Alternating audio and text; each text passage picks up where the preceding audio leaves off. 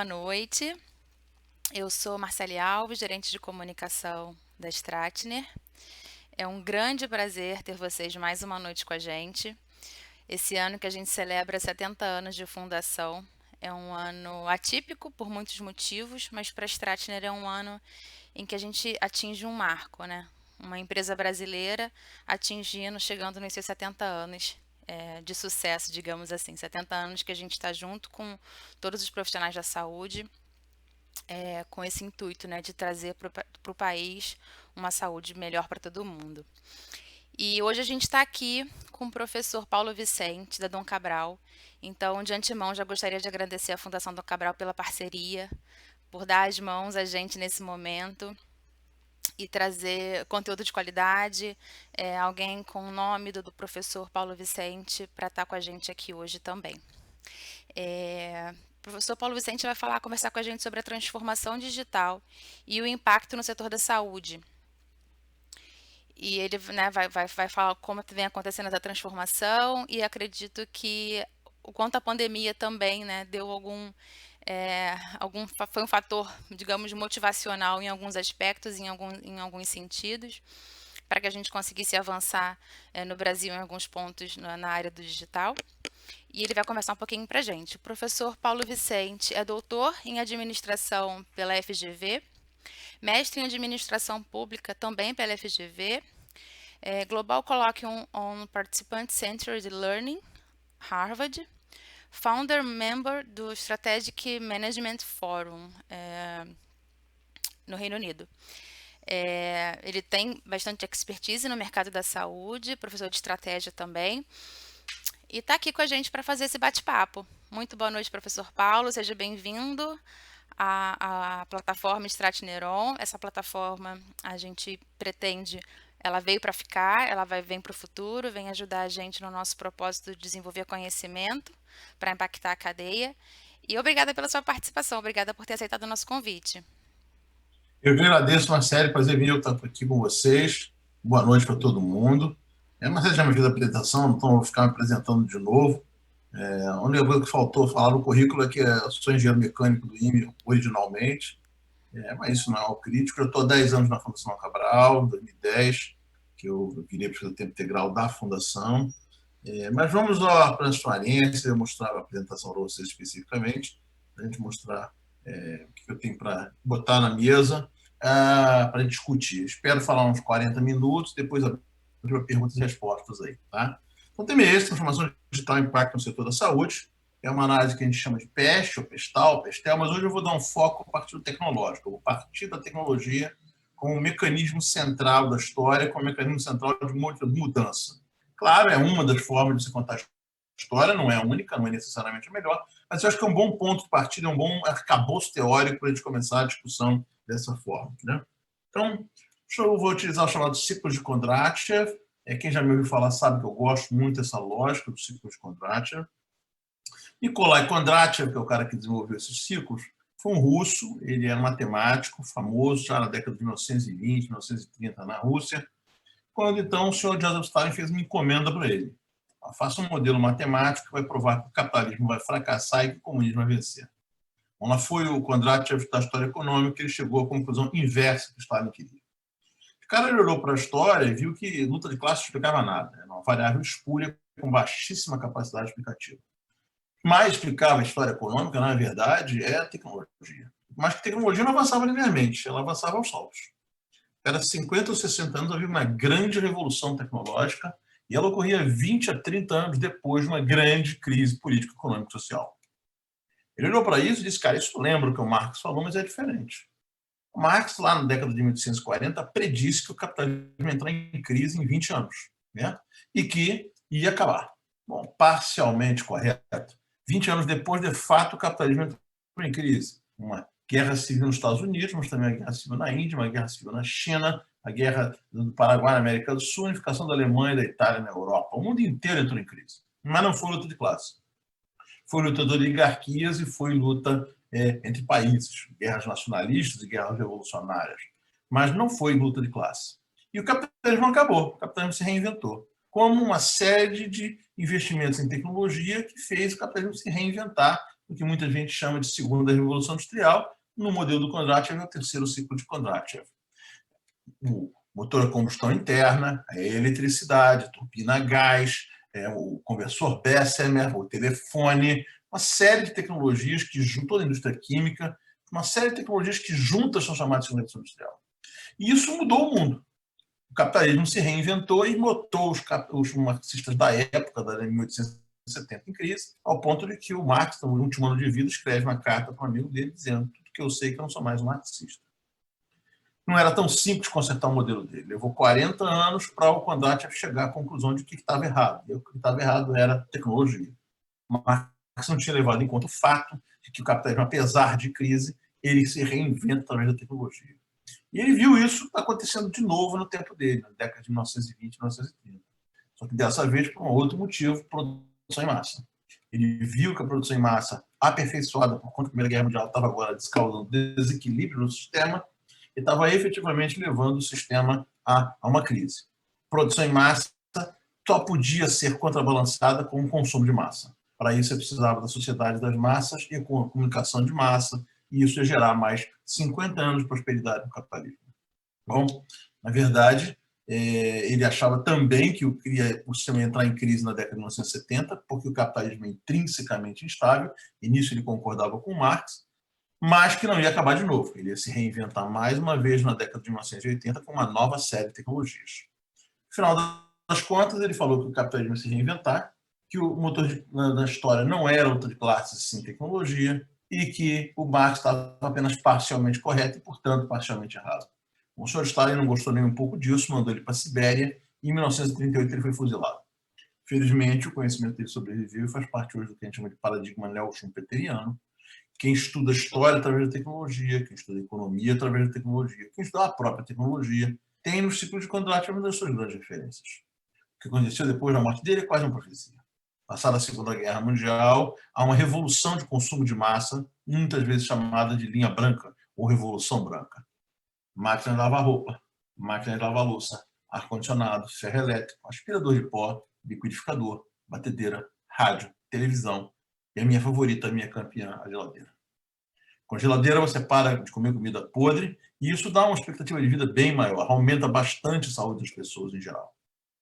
E mais uma vez o modelo se confirma quando ele entra em crise nas décadas de 60 e 70, com corrida espacial, Guerra Fria e a crise do petróleo na década de 70. O petróleo mal era utilizado em 1920, quando o Kondratiev fez o modelo dele. Ele não sabia que ia ser o petróleo. Mas ele sabia, bom, nisso eu concordo com Marx, o capitalismo é intrinsecamente instável, e ele vai arrumar aqui zumba para si mesmo, ele vai arrumar um problema para si mesmo, ele vai levar alguma coisa de casamento. E foi o petróleo. E não foi o fim do capitalismo. Ele se reinventou com uma série de tecnologias que a gente, em geral, chama de telemática ou telecomunicações informática, computador, celulares, telecomunicações, GPS, uma série de tecnologias que juntas formam o nosso tempo. Década de 80 é uma década de recuperação e inovação tecnológica, década de 90 são os exuberantes anos 90. Particularmente a partir de 95, quando a internet vira comercial, as pessoas começam a achar que nós estamos entrando numa nova economia. O mundo agora vai crescer para sempre e não mais limitado pelo petróleo. As pessoas acreditam que essa nova economia vai levar da Dow Jones a 30 mil, 40 mil, 50 mil pontos. Bom, não é bem assim que funciona. Quando a economia cresce muito rápido, ela esgarça o tecido social, político e econômico da sociedade, criando um desequilíbrio entre quem tem acesso e quem não tem acesso às tecnologias. Todo mundo cresce, mas cresce em velocidade diferente, e isso vai criando um esgarçamento. No final da fase de expansão tem sempre uma crise que marca ela. E ela vem como um relógio, ela vem em 2001, ela vem em 11 de setembro de 2001 mais especificamente, e ela cria claramente uma percepção de que nem todo mundo está feliz. 7 ou 9 anos depois, um ciclo de Juglar depois, há uma crise que marca o começo do esgotamento e ela vem de novo com um relógio de 2008. Mais 7 ou 9 anos depois, um outro ciclo de Juglar, uma outra crise que vem como relógio de 2015, marcar a passagem do esgotamento para a crise. Em 2015, 1 milhão de refugiados saem do norte da África e do Oriente Médio e vão para a Europa, fazendo levantar as bandeiras de nacionalismo, protecionismo e xenofobia. A esteira disso, em 2016, Trump é eleito, Brexit é votado. Em 2017, a Catalunha supostamente declara independência, uma onda de direita nacionalista e xenófoba varre a Europa. 2018, o ano matemático, onde você deveria haver passagem, fase de esgotamento da crise, você tem 3 fenômenos que ocorrem muito forte. Primeiro, a China muda a sua constituição para permitir Xi Jinping se reeleger. Segundo, os Estados Unidos começam a guerra comercial contra a China. E terceiro, mais perto do final do ano, os Estados Unidos refundam a sua força militar espacial. Há uma clareza de que a gente está migrando para uma fase de crise. Em 2019, uma série de países entra em recessão. Uma série de protestos começa a ocorrer no mundo, mais notadamente o de Hong Kong, mas você também tem em Paris, na França, você tem na Índia, no Irã, na América do Sul, o mundo inteiro começa a entrar em crise. E aí, em 2020, a gente é acertado por um evento aleatório, que é a Covid-19. Covid-19 é um evento que é previsível no sentido de que uma pandemia sempre vem de tempos em tempos, mas você não sabe qual é a velocidade nem a intensidade que ela vem. Ou seja, ela está sempre nos cenários de um bom estrategista, mas você nunca tem certeza de quando ela vem. E ela veio agora. As anteriores não tinham sido tão relevantes. A gente viu HIV, Ebola, SARS, H1N1, MERS, e, na verdade, nenhuma delas foi tão grave quanto está sendo a pandemia agora da Covid-19. E ela vem num momento crítico para a gente. Então, daqui na hora linha do tempo, você vê aqui a mudança da Constituição chinesa, com a One Man Rule, né, a guerra comercial americana, a gente viu o desenrolar do Brexit de 2019 para 2020, série de protestos, eu botei a bandeirinha de Hong Kong, mas não é só Hong Kong, e aí vem a Covid-19 acertar a gente em cheio no momento de fragilidade. Próximo ciclo de julga fecha em 2022 e 2023, e matematicamente o auge da crise entre 2023 e 2026. Então, os anos que vêm por aí são anos muito turbulentos. Tudo indica que a gente vai ter muita turbulência no sistema, muitas mudanças estruturais e muitos riscos associados. O que acontece em 2020 não fica em 2020. A Covid-19 vai gerar desdobramentos políticos, econômicos, sociais e tecnológicos. Né? Todas as 4 dimensões do PES alteram nessa situação. O fato é o seguinte, quando que isso alivia e o que eu vou ter que fazer? Minha percepção é que nos próximos anos a gente vai mudar o mantra corporativo, o mantra organizacional, da palavra performance para a palavra resiliência. Por quase 30 anos, a nossa obsessão foi a performance. Eu quero performar melhor, eu quero melhorar de performance, performance, performance, performance. E ao aumentar a performance, você foi aumentando o risco. Agora, o risco se consolidou e criou um problema. Está na hora de você reduzir o risco para médio risco, médio retorno. Para isso, você precisa de organizações mais resilientes, mais robustas, mais resistentes, que consigam se sustentar por mais tempo. Gosto também de brincar que a gente ficou procurando por 30 anos os unicórnios, chegamos na frente de um deserto e que a gente precisa agora é um camelo. Então, as organizações, entre aspas, camelo, são as mais relevantes nessa altura do campeonato, mais do que as organizações, entre aspas, unicórnio. Quando é que isso começa a reverter, aliviar, ou não começa?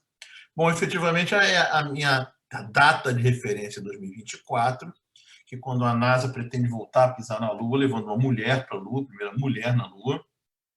Então, eles batizaram o programa Artemis, que é uma referência ao programa Apolo, naturalmente. Apolo e Artemis são irmãos gêmeos na mitologia, e se houve a ideia de fazer o programa Apolo para investir em tecnologia lá na década de 60 e 70, agora, então, a decisão de investir no programa Artemis, pelo mesmo motivo. É o mesmo playbook, como diriam os americanos, o mesmo livro de jogadas. Eu vou investir maciçamente em programa espacial, isso vai gerar uma série de tecnologias que depois vão ser apropriadas pelo setor privado e gerar uma revolução tecnológica. Isso é exatamente o que o modelo do Condorcet prediz. Tempos desesperados requerem medidas desesperadas, pessoas aceitam o inaceitável, investem em tecnologia e o sistema se reinventa através da tecnologia.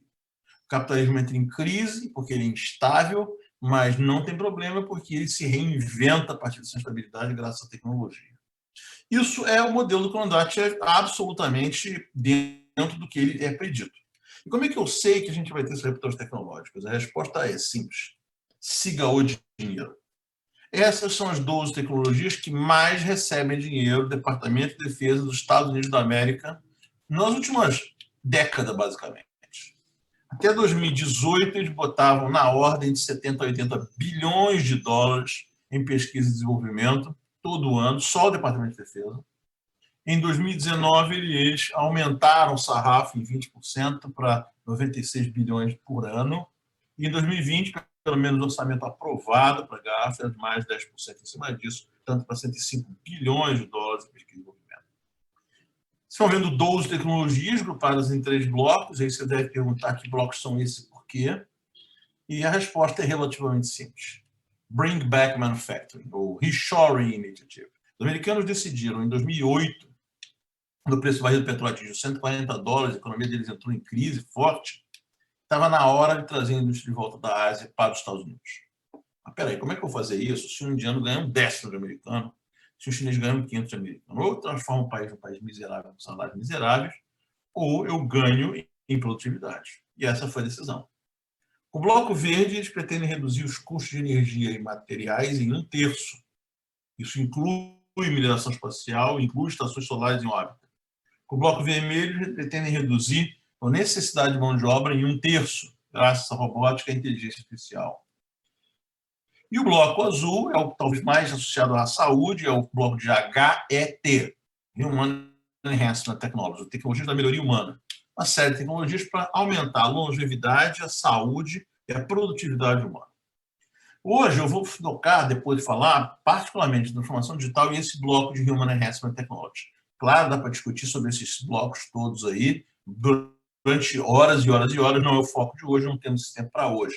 Então, e a ideia deles, então, é reduzir em 1/3 os custos de energia e materiais, reduzir 1/3 a necessidade de mão de obra e aumentar em 3 vezes a longevidade e produtividade. 3 vezes 3 vezes 3, 27, e com isso justifica salários 10 vezes maiores. Essa foi uma decisão que foi tomada em 2008 e eles miravam que esse processo estaria concluído em 2028, 20 anos depois. O que Covid-19 veio fazer foi acelerar esse processo e botar um senso de urgência nessa história. 12 anos já tinham se passado, já se passaram, e agora eles querem trazer ainda mais rapidamente o resto da indústria da Ásia. Os japoneses também entraram nessa, de querer reduzir a dependência da China e trazer investimentos da China para Japão. Provavelmente Taiwan vai fazer isso e provavelmente a Europa vai fazer isso. Então, a mudança estrutural da economia global vai acontecer na nossa frente nos próximos anos. Além disso, a China entrou num processo complicado que a gente chama de armadilha da renda média. Já não é mais tão barato você fazer as coisas na China. Então, quem vai para procurar mão de obra muito barata não vai mais para a China, vai para a Índia, Bangladesh, Indonésia, Filipinas. O cara que quer resiliência, ou seja, eu estou disposto a pagar um pouco mais caro, mas eu não quero tanto risco quanto tem a China, ele também não vai para lá, ele vai para efetivamente para a América do Sul, Brasil e México, ele vai para sul da Europa, o leste europeu, Portugal, Itália, Espanha, Hungria, Polônia, não vai para a China também. E o cara que quer uma mão de obra extremamente sofisticada, está disposto a pagar caro por isso, também não vai para a China. Ele vai lá para a Suíça, Suécia, Finlândia, Canadá, Alemanha, Estados Unidos também. Ninguém mais vai para a China. Esse é um problema, é a armadilha da renda média. E que o Brasil está nela há 40 anos. O Brasil agora está começando a sinais de que pode, por conta dessa lógica da resiliência, sair dela. A gente está ficando mais barato que a China, por motivos diferentes e estranhos, mas a nossa mão de obra acaba ficando mais barata que a chinesa. Não mérito da gente, mérito deles, que ficou mais caro. Então, o mundo vai mudar. Os próximos 4, 5 anos serão de uma turbulência muito grande, uma mudança estrutural muito grande, com muitas oportunidades e com muitas ameaças. Particularmente, essa parte da indústria que vai voltar da China, eu aposto que a indústria médica vai tirar da China às pressas. Os americanos perceberam uma deficiência muito grande em material cirúrgico, material médico da China, e isso não agradou eles. Quando eles mandaram a indústria para a Ásia, eles não quiseram mandar o chamado complexo industrial militar, porque é de segurança nacional. Mas eles perceberam agora que eles dependem excessivamente de material médico e hospitalar da China. E agora eles não gostaram disso. Então, deve tentar haver uma volta dessa parte para os Estados Unidos. Acho que talvez não venha tudo para os Estados Unidos. Como falei, América do Sul, América Latina, né, Brasil e México mais especificamente, Portugal, leste europeu, são países onde você pode ter uma possibilidade mais interessante de uma mão de obra não tão cara quanto os Estados Unidos, mas também sem todos os riscos associados à Ásia. Então, é um mundo em mudança, é um mundo turbulento. E desdobramentos inevitáveis vão ocorrer nos próximos anos. A gente já teve essa queda inicial da demanda muito forte com a SARS-CoV-2 com Covid-19, já temos planos de recuperação em curso, né, de curto prazo, né, dinheiro jogado de helicópteros, pessoas começam a dar renda mínima universal, baixa juros, baixa imposto, emite dívida, emite dinheiro. No mundo inteiro tem projetos de intervenção do Estado para segurar planos de recuperação de curto prazo que estão funcionando. Segurou parcialmente o impacto da economia, segurou parcialmente a crise, claro, não segurou completamente. E já se fala em planos de recuperação de longo prazo, planos Marshall, ou equivalente ao que seria um plano Marshall, que é a lógica de você, logo depois da Segunda Guerra Mundial, o americano entrou para defender a Europa e reconstruir a Europa.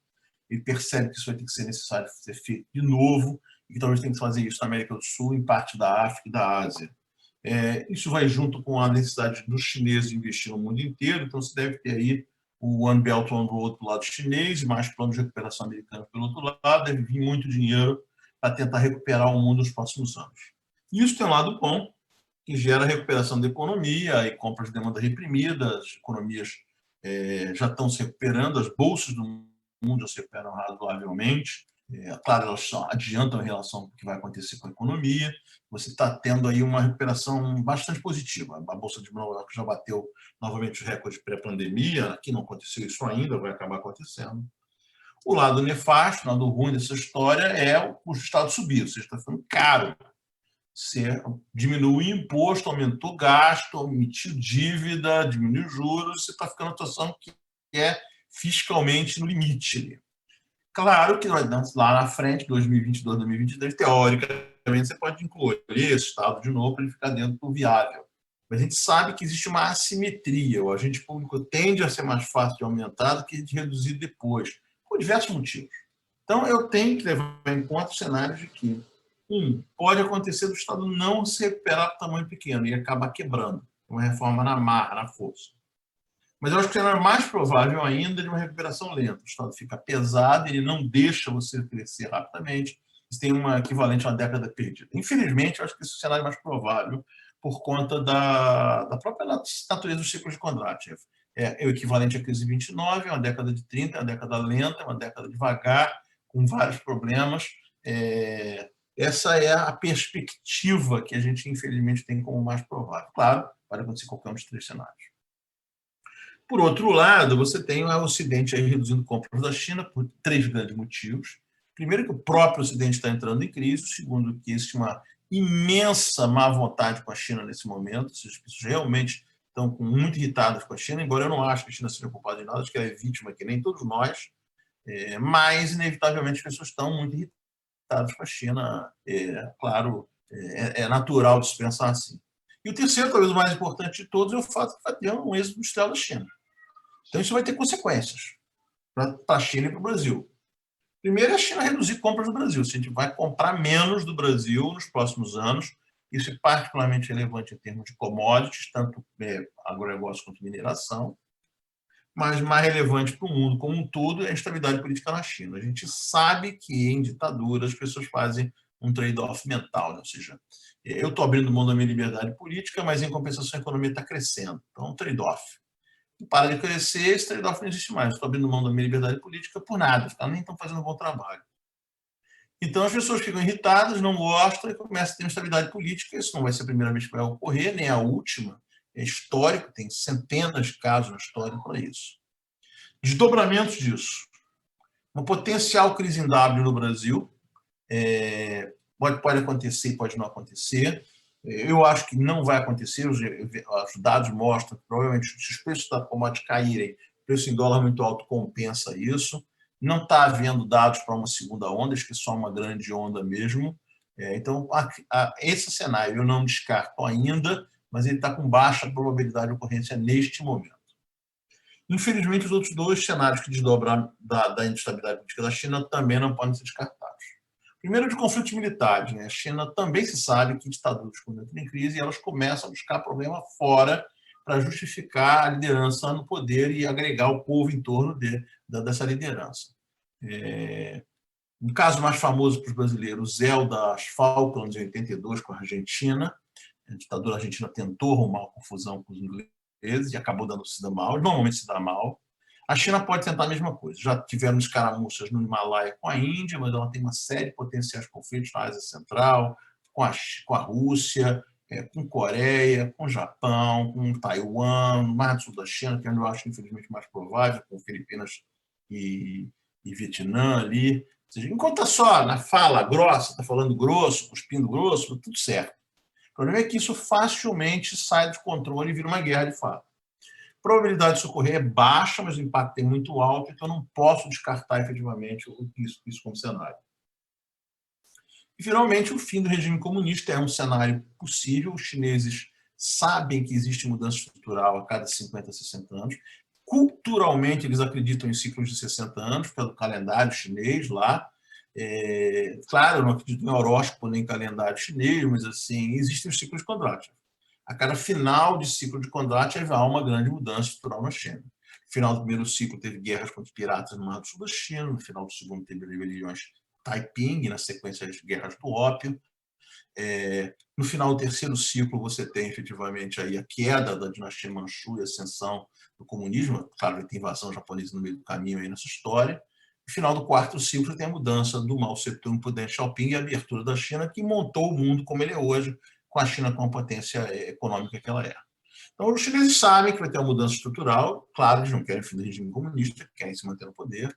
Tanto que os dois grandes grupos de poder dentro da China eram a lógica do Partido Comunista, que é um partido só com vários grupos.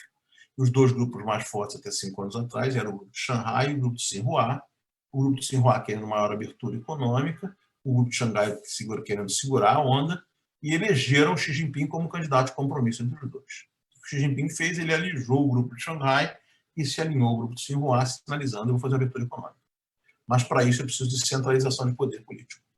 Por quê? Porque a China sabe que ela tem a dificuldade, parecida com o Brasil. A costa é mais rica que o interior e o sul é mais rico que o norte. Então, essa mesma dicotomia, estranhamente, né, por motivos diferentes, ocorre no território chinês, e historicamente, quando a China cresce muito rápido, essas dicotomias aumentam mais ainda. Então, o medo dos chineses é que o país acabe se fragmentando, que acabe havendo problemas internos, como aconteceu em outras épocas. O cenário do fim do regime comunista é baixa probabilidade, mudança de um estrutural na China, acho que é alta probabilidade e vai ocorrer na próxima década. E, é claro, tem que ficar monitorando o que vai acontecer com isso. Então, esses são os cenários que a gente consegue vislumbrar daqui para frente. E eu quero agora, então, lembrar que a gente vai sair de performance para resiliência, e eu quero dar uma mergulhada nos 10, 15 minutos, pelo menos, nas grandes tecnologias, grandes eixos tecnológicos. Começar a telemática, a transformação digital, o que isso vai implicar, não só no mundo inteiro, mas também na medicina. Isso é o meu diagrama que eu gosto de mostrar, é uma linha do tempo, com 4 grandes trilhas, né? Aqui você está vendo uma linha do tempo até 2050, mas a última coluna é dúvida, não sei se vai ocorrer. E as 4 grandes trilhas são a inteligência artificial, a internet das coisas, processamento e comunicação e o mundo virtual, né?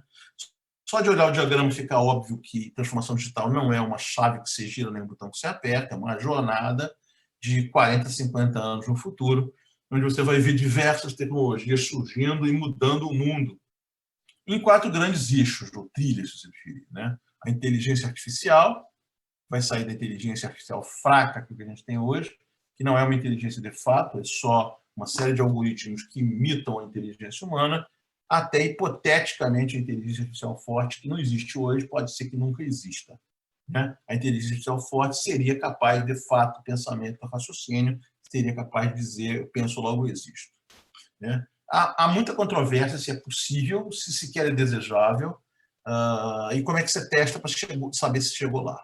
Eu acho mais provável o outro caminho da inteligência híbrida, ou seja, a gente já está desenvolvendo enciclopédias virtuais, já tem interfaces neurais sendo desenvolvidas, professores virtuais, máquinas que ensinam, ajudam a gente a aprender. É possível que a gente seja capaz de fazer, carregar direto para o cérebro certas habilidades mais à frente, não todas, mas algumas, e chegar ao que alguns chamam que é o melhor dos 2 mundos, que é a inteligência híbrida, homem e máquina, o melhor do homem com o melhor da máquina. Outros dizem, mais pessimistas, dizem que não, que isso aí a máquina vai engolir o homem. Na linha da internet das coisas, é basicamente sensores, né? A gente, então, o destaque maior vai para smart products, mas a grande realidade que tem das coisas sob sensor. Sensor de temperatura, pressão, vento, câmera, microfone, tudo quanto é sensor. Eu posso botar sensores na minha fábrica, posso botar sensores na minha redistribuição, posso botar sensores no meu hospital, na minha clínica. Tem um lugar que eu não posso botar sensor, que é a casa do cliente. Então, eu vendo esse sensor na forma de smart product. Na hora que ele clica a caixinha mágica de aceito os termos e condições, você começa a capturar dados. Esses dados não servem para nada sozinhos, você vai formar um lago de dados, que é o termo que a gente costuma usar atualmente. Lago de dados não serve para nada, a menos que processe. Então, eu preciso de um Big Data paralelismo para conseguir transformar esses dados em informação para criar Smart Buildings, Smart Organizations, Smart Companies. E aí você vai fazer prédio com prédio, quarteirão com quarteirão, bairro com bairro, e vai chegar na Smart City efetivamente. O que a gente chama de Smart City hoje é uma piada comparado com o que ela vai ser daqui a 20, 30 anos. Tem muita margem para desenvolver nos próximos anos. O Big Data e paralelismo também vão permitir aí a gente sair da realidade aumentada para uma realidade virtual e, junto com a comunicação quântica, chegar a uma telepresença. São termos muito novos, deixa eu explicar um pouquinho eles. Comunicação quântica são basicamente dois átomos que são emparelhados, entangled no original, e aí depois se separa eles fisicamente, mas eles continuam se comunicando. Então, você muda o spin de um elétron aqui, você muda o spin do outro elétron lá, eles se comunicam em tempo zero e efetivamente com custo de energia zero. Então, efetivamente, você vai ter uma comunicação quântica em algum momento, tu já está basicamente hoje ainda em protótipo, e isso junto com a realidade virtual vai permitir você fazer telepresença ou teleoperação. Você vai entrar no equipamento aqui e vai teleoperar ele à distância, pode ser no fundo do mar, pode ser na Lua, pode ser no cinturão de asteroides. Você vai telecomandar ou teleoperar ou ter uma telepresença a distâncias muito grandes. Finalmente, a computação quântica, que utiliza o quantum bit, o qubit, que é um bit de 3 posições, o 0 e 1 tradicionais. Mais interessante, a terceira posição intermediária pode mudar, portanto, ela pode assumir tantas posições quanto quiser. Então, um quantum bit pode ter tantas posições quanto um byte de 64 bits, que tem 2 a 64 posições. O quantum bit, teoricamente, pode ter isso ou muito mais. Então, é basicamente mais processamento. Então, quando você olha para esse gráfico aqui, esse diagrama, na verdade, fica muito óbvio que você vai ter uma jornada de tecnologias revolucionárias uma atrás da outra. Um camarada chamado Michael Porter olhou para isso e disse, olha, o nó dessa história aqui é Smart Company, ou Smart Organization. Os produtos inteligentes, junto com a inteligência artificial e Big Data, vão permitir a gente fazer uma organização que faz melhor inteligência competitiva, que é basicamente um processo que é composto de 4 subprocessos. Coleta de dados do ambiente, análise de dados para virar informação e apoio à tomada de decisão a partir dessa informação e, finalmente, proteção dos dados da informação contra roubo ou adulteração. Né? Esse processo não é novo, ele é descrito pela primeira vez por um camarada chamado Sun Tzu, num livro chamado Arte da Guerra, 2.500 anos atrás. O que é novo? O que é novo são como as tecnologias afetam isso. A velocidade com que a gente vai fazer isso é muito maior do que antes. Então, a coleta de dados é basicamente a internet das coisas, sensores de todos os tipos, toda temperatura, pressão, água, umidade, fluxo, tensão, chatbots, processador de linguagem natural, microfones, processadores de voz, Siri, Alexa, Echo, Google Home, visão de computador, não toda a câmera é basicamente visão de computador, mas também tomografia, ressonância, radiografia, toda a imagem é visão de computador, e um tipo de imagem muito específico, o reconhecimento facial. Então, você olha para tudo isso e você efetivamente tem coleta de dados, que vai gerar um lago de dados. E esse lago não serve para nada até você processar ele. Então, fundamentalmente, você vai então passar por Big Data, rede neural, aprendizado de máquina, de anomalia, identificação de emoções, para efetivamente ser capaz de analisar isso. Por 2.500 anos esse foi o gargalo, agora não é mais. O gargalo moveu para frente e está em apoio, modelos preditivos ou prescritivos, jogos, simuladores, gestores de fontes com inteligência artificial, mas ainda acho que aqui é a grande lacuna, a grande gargalo e, consequentemente, também a grande oportunidade dos próximos anos.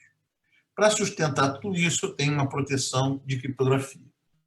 É claro que tem um destaque muito grande para o blockchain, mas a blockchain não é a única tecnologia que faz isso. Eu boto aí o holochain só para dar uma outra tecnologia que é competidora dela, não estou dizendo que uma é melhor que a outra, mas E, no final das contas, se você não consegue proteger seus dados, confunda, né? Que é contra-inteligência, como descrito pelo Sun Tzu, 2.500 anos atrás. Mas nos últimos 4, 5 anos, o termo fake news ganhou muita força, então tem que colocar ele aí, pelo menos, para vocês entenderem como é que ela se encaixa. Eu acho que esse quadro aqui, junto com esse diagrama de interesse competitivo, esse diagrama, essa linha do tempo aqui do roadmap, ajudam muito a gente entender o que é, de fato, a transformação digital, porque senão fica uma sopa de palavras que a gente não sabe exatamente o que é isso. E aí acho que ajuda a gente a entender isso dentro dos processos, não só organizacionais de maneira geral, mas dentro de saúde especificamente. Tem alguns exemplos aqui, não vou passar os vídeos por causa do tempo, também do link não fica tão bom assim, né? O Humber River Toronto Hospital é o primeiro hospital completamente digitalizado, você vê que tem uma sala de guerra com todos os sensores, todos os dados integrados, que vale a pena dar procurada nisso aí depois para ver na internet. A hora que eu estava falando da Internet of Clinical Things, ou seja, basicamente colocar os sensores dentro da sua casa, né, usar o sensor de oxímetro, pressão, açúcar no sangue, peso, altura. Você mede todo dia, todo dia, todo dia, vai botando, os sensores vão alimentando essa internet das coisas clínicas, e você tem uma série histórica muito melhor para fazer qualquer prontuário depois e fica lá na sua base de dados, qualquer um acessa. Vou no médico A, vou no médico B, eu fui internado, você tem um histórico do sujeito e o que está acontecendo nele. Você vai instrumentar a sua casa com essas clinical things. Né? São sensores, na verdade são sensores. Aqui é um robô enfermeiro, é o TUG, né? Ele basicamente navega dentro dos hospitais, ou clínicas, obviamente. Ele é muito caro ainda, não está economicamente viável na minha percepção, mas ele ajuda o enfermeiro, levando comida, levando remédio. Que enfermaria, vocês sabem melhor que eu, é um gargalo, né? Um gargalo no mundo inteiro, o Brasil não é exceção. Também expõe menos as pessoas a certos pacientes, a certas situações, né? Acho que pode ajudar. Tudo que vem na linha de melhorar a vida do enfermeiro, diminuir o gargalo de enfermagem, eu acho que é sempre uma boa ideia. E aí, minha analogia aqui, clássica de datas da New Oil, é uma analogia imperfeita. Qual é a lógica aqui? Durante 100 anos ou mais, 80 anos, o petróleo foi a parte central da nossa economia. Vai ser substituído tecnologicamente, o que vai ser a nova centralidade? Bom, dados são o novo petróleo, essa é a proposta. Bom, mas se dados são o novo petróleo, a análise é o novo refino. Eu não faço nada com os dados, tem que refinar eles para conseguir fazer alguma coisa, tem que analisar os dados e tem que refinar o petróleo. Por quê? Porque inteligência é nova gasolina. O que no final das contas eu quero não é dado. Dado não é para nada. Eu quero inteligência, eu quero tomar decisões melhores. Então, eu acho que a cadeia de valor é muito próxima. A cadeia de petróleo, onde você tem que refinar petróleo, depois extrair ele para chegar na gasolina, ou no diesel, se você preferir, é muito parecida com a lógica de eu pego dados, analiso eles e gero inteligência. Contrapontos. Se dados são novo petróleo, privacidade é novo verde. Quem tem seus dados está fazendo o que com eles? Quem está rodando e ganha dinheiro com eles? Talvez a maior contraponto seja o fato do valor do petróleo ser baseado na escassez. Quanto menos petróleo, mais ele vale. O valor dos dados é baseado na conectividade. Quanto mais dados eu tenho, mais eles valem.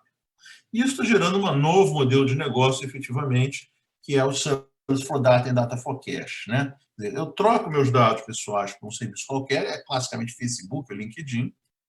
Não é dado, é um escambo, é um serviço por escambo. Eu dou meus dados, você me presta serviço. O cara faz isso não porque ele gosta de mim, mas porque ele vai monetizar esses dados depois. Pode ou não me dar uma fatia desse dinheiro, por isso que vem varejo, por exemplo, vem a lógica do cashback, portanto, em banco começar a chegar a lógica de juros negativos. O cara pega os seus dados pessoais e ele monetiza isso e racha a grana com você. Além de bancos e varejo, saúde e educação geram muitos dados. Então, são os 4 grandes setores que eu vejo isso entrar para valer e mudar significativamente a forma pela qual o negócio vai se adaptar. Então, tem que levar em conta que saúde vai sofrer mudança no modelo de negócio. São alguns exemplos de aparelhos que capturam dados lá na realidade, no momento da verdade na casa das pessoas. A Smart Brush da L'Oréal aí para capturar dados do cabelo, o Xiao Artificial Intelligence que é para capturar dados de nutrição das pessoas, o Genius Smart Brush que captura os dados da escovação, e o DED, que é o Dove Advanced diagnóstico, instrumento para capturar dados de pele das pessoas, que elas passam material, tudo essa ideia de você capturar dados na casa das pessoas, né? O Pampers lançou esse Lume, que é basicamente um sensor para a fralda da criança, para fazer o perfil de sono. Esse Edin Smart Garden, aí, já mais antiguinho, aí, que é para você fazer o seu jardinzinho em casa, que na verdade é onde vai a agricultura de precisão, vai por aí, mas eu não quero entrar no detalhe disso. Vacuum cleaners robotizados, nem botei o Roomba, que é o mais famoso, botei um outro aí só para dizer que não tem só o Roomba. E esse Exaplant Mover aí, que basicamente um vaso de plantas robotizado. Ele procura o sol na hora que tem sol, procura se vai para a sombra quando o sol está muito forte, ou seja, ele cuida da sua planta automaticamente. Parece meio que um bichinho de estimação aí. E 5 tipos de inteligência artificial, essa classificação minha, não é a única, não é necessariamente a melhor, eu acho ela didática, né? Aparece no meu novo livro aí. O tipo 1 e 2 são os tipos de inteligência artificial fraca, que é o que existe, e é o que pode existir sempre para o resto da vida. Tipo 1 só é capaz de analisar os dados, mas não é capacidade de ter memória. O tipo 2 já tem a memória, que é o Waze, que é o Uber, que é o WhatsApp, que é a Amazon, quando você entra lá e lembra das suas compras e das compras das pessoas, as maiores, na verdade, já têm memória. Tipos 3 e 4 são inteligências artificiais fortes. Não existem, podem nunca vir a existir. Tipo 3 é tipo uma criança, compreende o ambiente à sua volta, mas ainda não tem consciência clara da sua existência. Tipo 3 tem empatia, quer dizer, entende o sentimento dos outros, mas ela própria não gera seus próprios sentimentos, né? Ela tem limitações. Tipo 3 é como se fosse um bebê, uma criança, tipo 4 é um ser humano completo. Tem consciência, tem sabedoria e tem sentimentos. Se você conversar com o pessoal da indústria, Google, Microsoft, Oracle, etc., vão dizer, vai chegar lá, questão de tempo.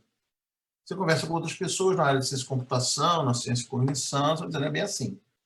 Porque a gente não tem uma definição boa para consciência, nem sabedoria, nem sentimentos. A gente não tem uma teoria da mente boa o suficiente para chegar lá. Quando tiver essa teoria da mente, aí sim, 30, 40 anos depois eu chego lá. Por último, essa tipo 5, que é a superinteligência, que é ainda mais especulativo, que é a capacidade que um computador teria de ser mais inteligente que todos os seres humanos juntos, ou que um ser humano junto.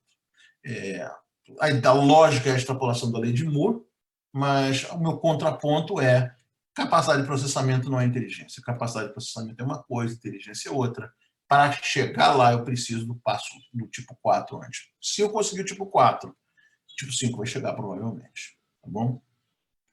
Segunda linha e a última que eu vou explorar aqui, antes de abrir para perguntas, é da melhoria humana, tem muito a ver com a própria medicina, para aumentar a longevidade humana, uma série de tecnologias para aumentar as capacidades humanas, começando com terapia de telômeros. Os telômeros são essa fita protetora na ponta do DNA. Na medida que você vai envelhecendo, você vai perdendo telômeros e já acabam terminando, né? E começa erro a ser introduzido no DNA a partir de 50 anos de idade. Esse é o principal mecanismo de envelhecimento conhecido pela ciência. 10 anos atrás, a TA Science lançou a primeira droga que reverte essa droga, essa perda. TA65 reverte a 8/1 a perda de telômeros. Como faz 10 anos, já tem concorrente, já tem genéricos, se encontra vendendo no Mercado Livre, ou seja, é a primeira droga da primeira geração de medicina regenerativa, que é o próximo passo da medicina. A medicina foi curativa, hoje ela é preventiva e o próximo passo é regenerativa. Isso vai ter implicações diversas para o modelo de negócio da própria saúde, de maneira geral. Nanomecanismos, tais como nanopartículas, que entram no seu corpo e convertem células adiposas brancas em células adiposas marrons. A diferença é que a célula adiposa branca acumula gordura e a marrom queima gordura. Vocês sabem isso melhor que eu.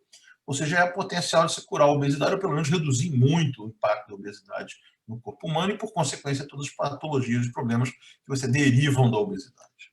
Edição genética com ferramenta CRISPR, já usada em animais e vegetais desde a década de 90, e agora começa a chegar para seres humanos. Quantum dot markers, marcadores quânticos de cálculo, não só para identificação e diagnóstico, mas também para durante a cirurgia melhorar. Terapia regenerativa com células-tronco, fundamentalmente para você regenerar parte do corpo humano, né? Aí tem o nervo, sangue, fígado e músculo, mas também já se fala em dentes. Bioimpressão, com impressão 3D junto com células-troncos, já começa a ser possível imprimir parte do corpo humano. A L'Oréal já imprime pele humana desde 2015, a ideia agora é começar a imprimir cartilagem e sangue, porque são peças de reposição fáceis. E aí, claro, tem o céu é o limite, né? Você vai ter que começar a imprimir não só o coração, como está na imagem aí, mas também pulmão e rim, que é mais difícil, porque são trocadores de líquido e gás, né? Pâncreas, que é mais complicado ainda, e o cérebro, que a gente não tem nem ideia de como é que vai fazer isso. Algumas coisas vão ser possíveis, outras não vão ser possíveis. A gente não sabe exatamente ao limite onde a gente pode chegar. Lente de contato biônica foi lançada em 2018 para essa empresa canadense chamada Ocumatic. Você faz a cirurgia no olho e troca o seu cristalino e ele te dá uma visão 3 vezes melhor que a normal. Ou seja, o que você via a 1 metro, você passa a ver a 3, o que você via a 10 metros, você passa a ver a 30. Ou seja, você tem uma visão melhor que a 20 por 20. A última vez que eu chequei, estava $32.000 canadenses, ainda é caro, mas com um ganho de escala e curva de aprendizado, esse preço pode cair para números mais razoáveis. E o Deep Brain Stimulation, que deve levar ao Brain Computer Interface, que é a interface homem-máquina, uma interface neural, de você efetivamente ser capaz de comunicar o cérebro humano com uma máquina diretamente. E, finalmente, onde isso vai levar a gente? A resposta é: não faz pergunta difícil.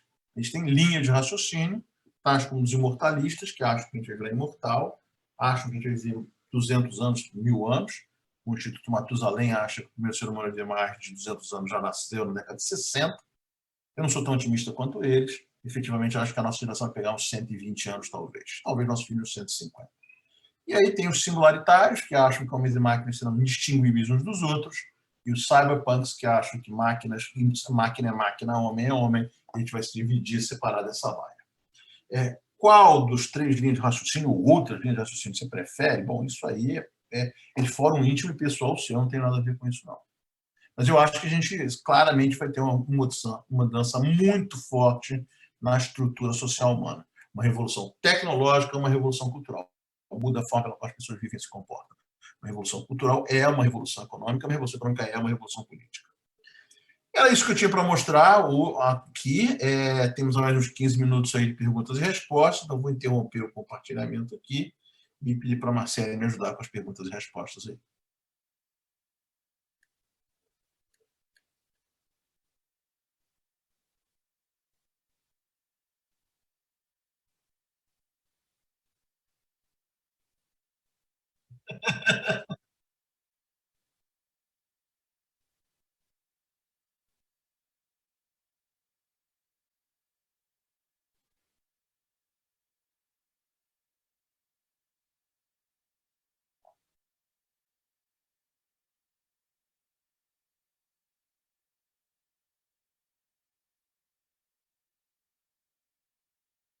Obrigado.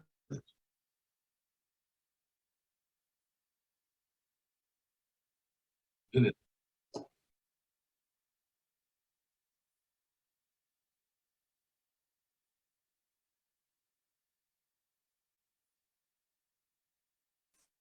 Não. Pera, doutor Paulo, professor, acho que tava no mudo. Deixa eu dar Não. só pegar um sinalzinho aqui para poder confirmar e eu vou repetir a pergunta. Vou repetir a pergunta para ver Posso se. falar? Só um pouquinho para poder ver se já voltou o áudio para todo mundo, porque eu acho que eu tava com o microfone fechado aqui. Foi. Parece que foi. Então vamos lá, de novo. Vou repetir para contextualizar para o pessoal. O professor falou muito sobre dispositivos, sobre inteligência artificial, né, todos os mecanismos que a gente tem de inteligência para poder munir a gente de informação. E aí a pergunta que chegou foi se o professor acredita que os algoritmos substituirão os profissionais de medicina.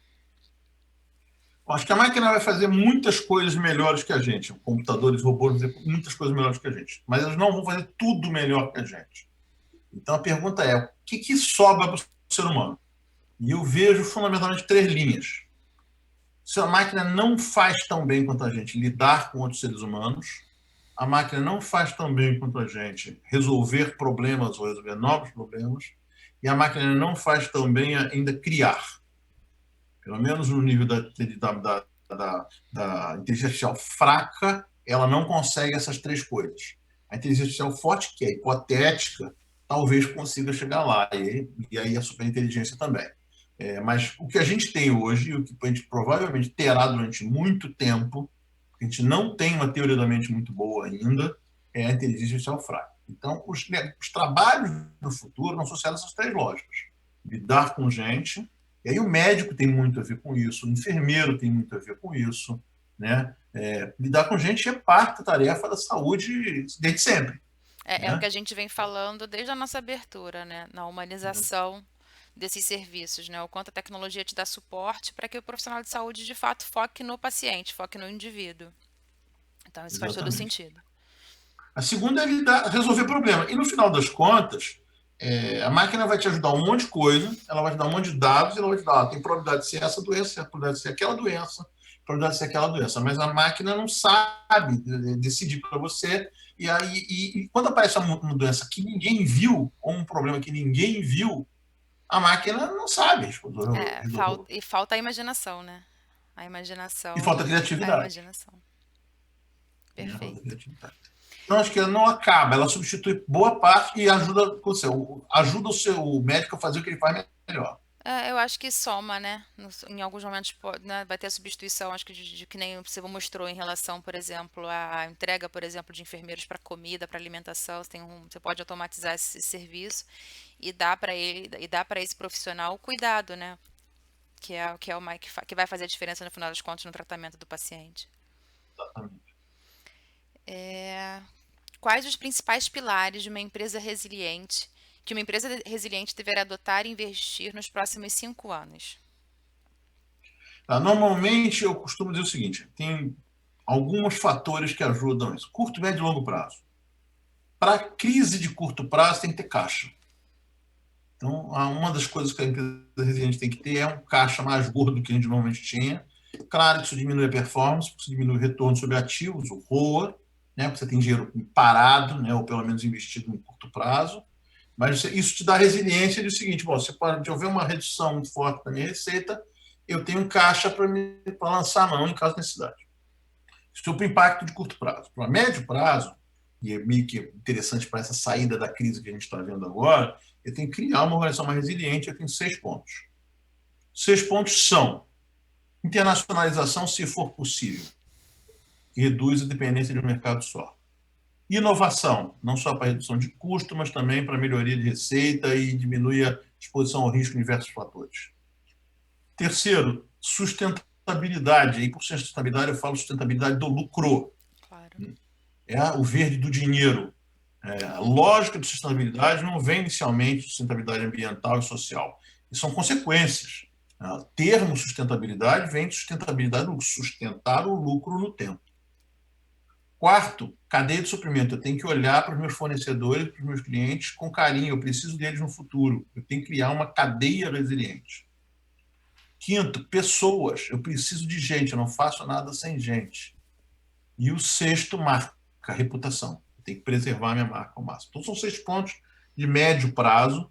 Né? O curto prazo é o caixa, esses 6 pontos são médio prazo.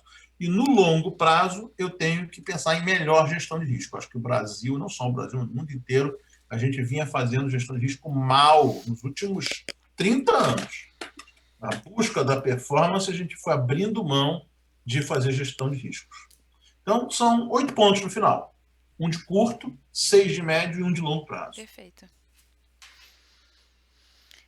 E aí, quais os impactos, os principais impactos na área da saúde nesse cenário de crise? Olha, a saúde ela vai ser impactada por conta da telemedicina, né? Ou seja, nesse período de crise, a telemedicina, que era uma resistência grande, essa resistência teve que cair por terra. Em diversos aspectos, teve que fazer a telemedicina de qualquer forma.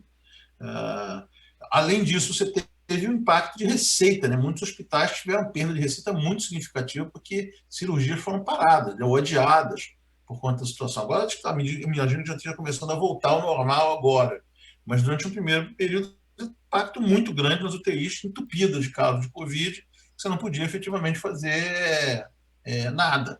Fora o E, risco, claro, né? Fora o risco das próprias pessoas de estarem naquele ambiente e quando se tratava de eletivo, o próprio paciente tinha essa decisão, né? Então também é uma tendência do paciente tomar a decisão do que ele quer para a saúde. Não, se a gente pode esperar, vamos esperar, não vamos fazer nesse momento. Então, a cirurgia colocou. eletiva, o cara adia. Vamos adiar 6 meses, vamos adiar um ano. não é agora que eu vou tirar minha vesícula, né? Aham. E Né? acabou colocando também o paciente nessa decisão, né? Que eu acho que é cada vez mais também uma tendência no nosso negócio, né? O paciente como responsável pelo que é para a vida dele, né? E eu acho que agora você vai ter, além disso, um impacto em tecnologia. Acho que você vai ter essa volta da indústria dos Estados Unidos, da Ásia para o Ocidente. Acho que tem umas oportunidades bem interessantes para o Brasil de capturar, não vou pegar tudo, né? Mas pegar uma parte dessas indústrias que estão voltando. Eu acho que o material cirúrgico é uma interessante você pegar, material de hospital de maneira geral, ou seja, já não é tão barato quanto a Ásia, não é, mas também em compensação, aquela famosa história, não tem furacão, não tem terremoto, não tem guerra, não tem guerra civil, ou seja, não tem movimento terrorista significativo, ou Aham. seja, é um país mais seguro, né? Se você vai É, botar sua fábrica aqui, daqui a acaba pouco não está criando, aqui. acaba criando outros aspectos, né, nessa conexão que a gente tem com o todo, que você coloca a gente realmente à frente em todos esses sentidos que você explorou. Se você busca resiliência, acho que o Brasil é um país interessante, entendeu? Sim, sim. Tem mais uma pergunta aqui. Você acredita que as empresas de tecnologia que não são do setor de saúde ingressarão com mais intensidade nesse mercado em breve? A Apple, por exemplo, já dispõe de algumas tecnologias no próprio iPhone e Apple Watch. Além disso, você acredita que as assistentes virtuais como Siri, Cortana e Alexa são representantes emblemáticas do potencial da IoT na área da saúde? Acho que sim. Você viu o exemplo lá do que eu botei lá da Oracle Internet of Clinical Things? Eu acho que esse é o caminho. Se você for entrar agora no Mercado Livre ou em qualquer outro lugar, na Amazon, etc., você vai ver um monte de coisa que vende, que se conecta no seu iPhone, né? Inclusive balança, você vai fazendo a pesagem. Você tem o iWatch, que já mede um monte de coisa. Não precisa nem o iWatch, você compra um Mi Band, que é muito mais barato, também mede um monte de coisa. Eu acho que essa lógica de você caçar os dados do paciente fora do momento da visita médica, para fazer um histórico deles de dados, eu acho que isso é uma tendência muito clara. E aí você tem um caminhão de gente interessada nisso. Não é só a Oracle, não é só a Apple, a Amazon vai vender produto. Né? E eu acho que, assim, principalmente para emergências ou para lembrar de horário de remédio, eu acho que esses assistentes pessoais vão ser úteis. Alexa, me lembra, marca o horário que eu tenho que tomar tal Uhum. remédio. Alexa, me avisa aí que hora que eu tenho que fazer não sei o quê. Entendeu? Assim, sei lá, já é uma forma de ajudar as pessoas. Né?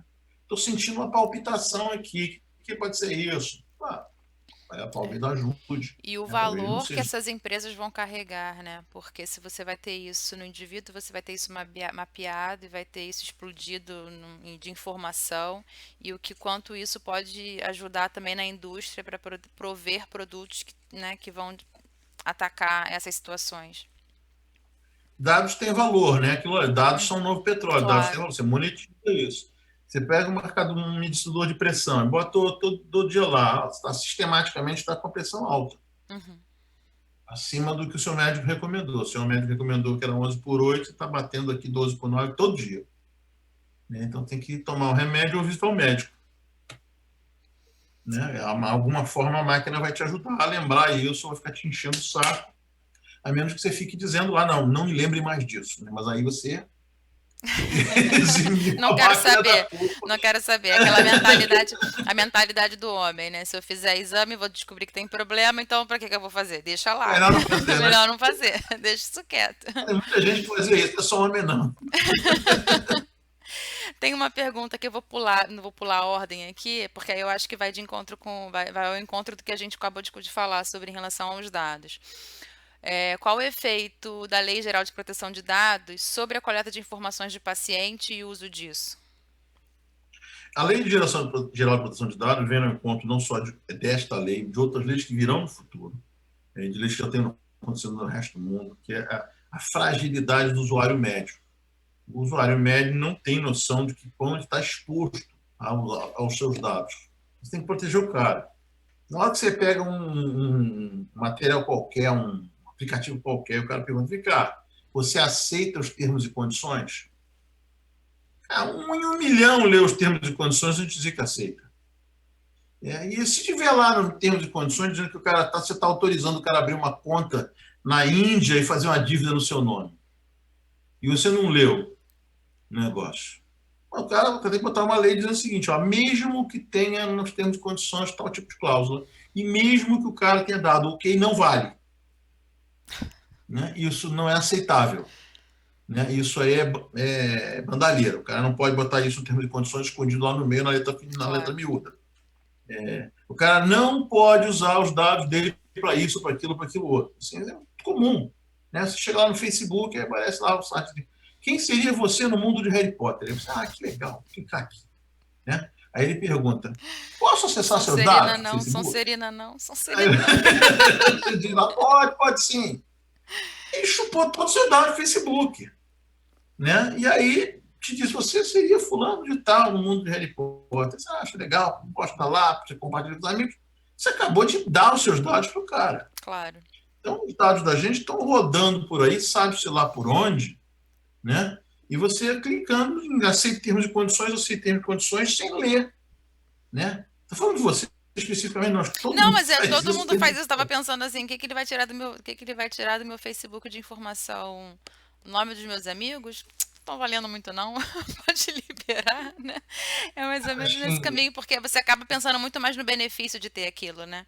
Então, é importante para você ter, você vai acabar cedendo, você vai acabar autorizando, não tem? E aí eu pensando realmente, pensando em relação a se isso vai trazer benefício para mim, se vai trazer benefício para outras pessoas, por que não, né? eu já não boto mais minha data de nascimento, por exemplo, no Facebook. Né? Por que, Durante professor? o tempo eu botava com data errada e agora eu já não coloco mais. Por quê? Me fale mais sobre isso. O que que eu tô Eu fazendo de acho que errado? essa é a informação que o cara pode usar para outras coisas, porque em alguns locais que você vai entrar, o cara pergunta, vai checar, deixa eu dizer qual é a sua data. Perfeito. Olha aí. Banco, quando escreve para você, para fazer a verificação se é você mesmo. Uma das coisas que ele pergunta é sua data de nascimento. Entendi. Né? Perfeito. Olha aí, gente. Dica, dica boa para sexta-feira, para esse sexto. Não liberem datas de nascimento. Então, eu não boto data de nascimento, não boto foto dos meus filhos, entendeu? Mas você vai começando a se cercear, você começa a perceber que é o seguinte, eu não tenho certeza de onde é que esses dados vão parar. Né? Eu cedi para algum cara, porque em algum momento eu entrei, né, num site desse tipo, esse cara vendeu para uma terceira parte, que vendeu para uma quarta, que vendeu para uma quinta. Né? Então, onde está parando os meus dados? Se o cara tem meu CPF, meu nome, minha data de nascimento, o cara vai fazer um estrago. E chega num tamanho, numa forma que. Como é que você vai provar que os seus dados foram vendidos, foram adquiridos, né? Por mais que eles digam que não, como que a gente tem certeza disso, né? Aí o cara vendeu, assim, não vendeu no Brasil, o cara vendeu lá na Lituânia, o cara vendeu Sim, na Romênia. Assim, você olha aí que vale lá. exato. Ele vai processar lá o cara. Não tem como você proteger completamente. Então, algumas coisas faz o sentido você botar a lei geral de proteção de dados aqui na Europa, nos Estados Unidos. Agora, acho que também é uma tarefa da gente mesmo de se policiar, de não sair botando tudo que quer e não sair dando assim, termos de condições de tudo quanto é site, tudo quanto é local que você entra. Perfeito. Tem uma última pergunta aqui. Primeiro, tá dando parabéns pela excelente palestra. E aí pergunta, na sua opinião, qual será o maior desafio para romper a barreira da transformação digital na saúde? Seria investimentos ou ética médica? Eu acho que as duas barreiras que você citou são relevantes. Eu acho que tem qualificação, precisa de gente qualificada para lidar com esse novo mundo tecnológico, há uma disputa por talentos cada vez maior. E na ética, eu diria até que tem outra lógica que a gente fala que é o chamado FATES. Né? FATES inclui o E de ética. Né? Mas F é o fairness, o A é o accountability, o T é o transparency, o E é o ethics, como eu falei, e o S é o safety and security. Então a gente tem que levar em conta que assim você não tem essas coisas bem claras ainda dentro desse mundo de transformação digital. Deixa eu dar um exemplo mais tangível para entender o que é isso. Imagina que eu entro num site lá de emprego, que é um emprego qualquer, eu digo, tenho 50 e poucos anos, sou branco, gordinho, meio careca, uso óculos, não sei o quê. Beleza. Aí o cara diz, esse cara é meio velho aí, eu não vou botar esse emprego para ele, não. Vou botar emprego mais de gente velha. Is it fair? Isso é justo? Né? Quem disse que eu não quero emprego de jovem? Quem disse que eu não posso me colocar para um emprego de jovem? Por que eu tenho que ter, tenho que ter emprego de cara Aham. de branco velho Perfil, careca? perfil específico, né? Entendeu? Uhum. Porque escolheu, a máquina escolheu, a máquina acha que eu tenho cara de velho, é isso? O cabelo meio branco já, então só posso arrumar emprego de velho. Né? Is it fair? Bom, se não é fair, quem é accountable? Né? Quem é o responsável por essa história? Ah, a máquina que decidiu no algoritmo, não sei o quê. Ninguém é accountable, ninguém é responsável por essa história. Tá, mas então deixa eu ver a transparência. Me dá o algoritmo. Não tem algoritmo. Inteligência artificial que fez o match lá, não sei o que, também não tem transparência. Aí chega no é de ética. É ético isso ou não é ético isso? E, finalmente, o S de segurança, né, de safety and security. Então, assim, há uma discussão crescente em como é que você garante esse FATES, né, dentro de um ambiente de transformação digital. E o E de ética é um deles. Né? Perfeito. Então a gente encerra aqui com as perguntas. Continua o pessoal agradecendo por tudo, pela palestra. Foi uma grande aula numa sexta-feira à noite. Ah, pingou uma pergunta aqui, mas Vamos lá. que eu não tinha visto, ela não tinha caído como pergunta. Mas vamos considerar que é a última, então. Qual é a sua visão a respeito dos Xenobots? Xenobots. É, Bom, imagino que sejam alguma coisa parecida com chatbots, mas fora da empresa, é isso? eu não conheço o Eu termo. nunca ouvi falar esse termo. Eu também não. Eu pensei em Bom, A Elisa que fez a pergunta, se puder explicar qual que é o conceito, eu também bom, não então, bom, conheço. a minha resposta nesse momento é a primeira vez que eu escuto este termo especificamente vou pesquisar. Tá bom, então. Eu também, Tá bom? não colocou, não colocou mais nada não. Então, mais uma vez, professor Paulo, muito obrigada pela sua disponibilidade. Sei que essa semana foi muito corrida. É, Você teve outros compromissos ao longo do dia também, se dispôs a estar aqui com essa energia maravilhosa com a gente, compartilhando um pouco do seu conhecimento. Eu sei que tem muito mais daí de onde veio esse. Eu acho que na hora que eu fiz a brincadeira sobre a inteligência artificial, estarem os 5 tipos numa única pessoa, num único humano, acho que as pessoas não ouviram, porque eu estava com um problema no áudio. Então, é impressionante realmente o tanto de conhecimento. A gente teve, né, uma contextualização histórica sobre tudo. Foi tudo muito interessante, muito enriquecedor. E eu acho que a gente encerra a nosso lançamento do Stratneron, da plataforma Stratneron, com chave de ouro, assim, com tanto conhecimento que foi feito, a gente ficou com uma boa audiência ao longo do tempo. E, e eu acho que é isso, assim, tô muito contente, muito feliz de ter o seu nome, de ter a Fundação Cabral como parceira aqui com a gente, de a gente conseguir ter feito esse encerramento. Obrigada a todo mundo que participou, que assistiu, que mandou as perguntas. Olha, que estão várias pessoas falando de biorobô, robô feito com célula-tronco. Ah, tá. É isso. Bom, eu não conheço ainda, mas basicamente deve ser uma das formas de impressão que o cara faz Foi depois, é robôzinho a isso. partir do seu setor. Isso está dentro aí de nanotecnologia também. Você vai ter vários desses aí, assim, hoje chegando aí. Algumas vão ser várias, vão para frente, outras não. Mas acho que é tendência. Mistura de nanotecnologia com bioimpressão. Perfeito. Então, gente, muito obrigada mais uma vez para todo mundo. A gente encerra por aqui. Antes disso, eu vou compartilhar uma tela aqui para a gente poder encerrar. Não sei se você quer falar mais alguma coisa. Não, só agradecer, dizer que contem comigo, contem com a Fundação. Estamos aí para ajudar. Tá Muito bom? obrigada de Você que verdade. está, né, o pessoal da audiência. Até a Obrigado. próxima.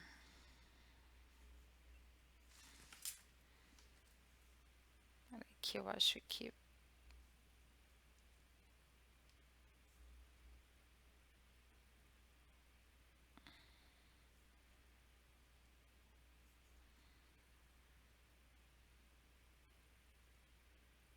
Obrigado por estarem aqui e por fazerem parte da nossa história.